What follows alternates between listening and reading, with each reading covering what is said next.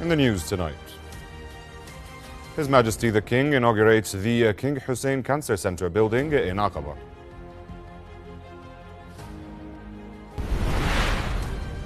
The Foreign Minister denounces the Israeli encroachment on Syrian territory.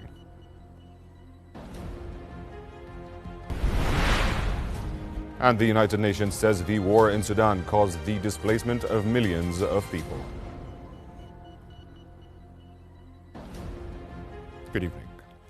His Majesty King Abdullah inaugurated the King Hussein Cancer Center building in Aqaba, which aims to provide medical services to cancer patients who need care and diagnostic tests for residents of the southern governorates. His Majesty toured the center, where he was briefed on its main facilities and departments, which will provide 100 job opportunities for medical and support staff from the local community in the southern governorates.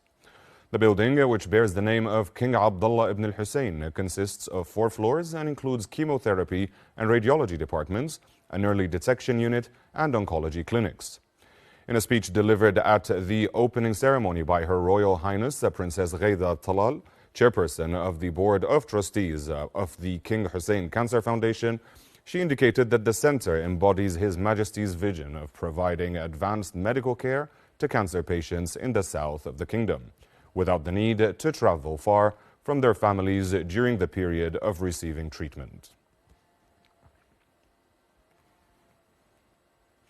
The Minister of Foreign Affairs, Ayman al-Safadi, denounces the Israeli aggression on Syria as a blatant violation of international law and a dangerous escalation that will only fuel tension and conflict. In a post on social media platform X, Safadi said that the UN Security Council must act immediately to enforce international law, compel Israel to halt its unlawful provocative attacks on Syrian land, and end its occupation of part of it.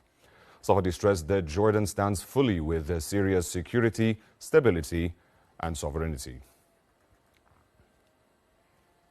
Israel released 596 Palestinian prisoners, and it will release 46 others after verifying the identities of the 4 bodies that Hamas handed over to the International Red Cross.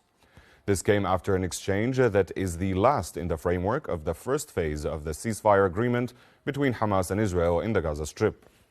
Meanwhile, mediators are seeking to extend the first phase of the agreement for several weeks, and Israeli sources said that Prime Minister Benjamin Netanyahu has ordered his team of negotiators to travel to Cairo for talks on a second stage of a ceasefire deal.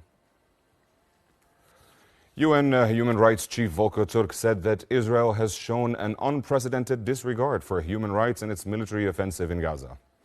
In his new report on the human rights situation in Gaza, the Israeli-occupied West Bank and East Jerusalem, to the Human Rights Council in Geneva, Turk said the level of devastation in Gaza is massive, adding that restrictions imposed by Israel have created a humanitarian catastrophe. The UN Human Rights Chief called for all Israeli violations to be investigated independently. However, he raised doubts about the will of the Israeli occupation's justice system to deliver full accountability in line with international standards. The United Nations Office for the Coordination of Humanitarian Affairs said that the war in Sudan has caused the displacement of more than 12 million people, in addition to the suffering of about 25 million others as a result of hunger. In a meeting of the UN Security Council on the situation in Sudan, China called for an immediate ceasefire to address the severe humanitarian crisis resulting from the war and urged the international community to provide more support to the war-stricken country.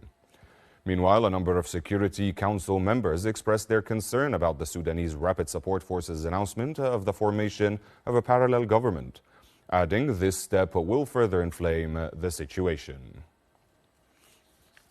That was the news. Thank you for watching. Good night.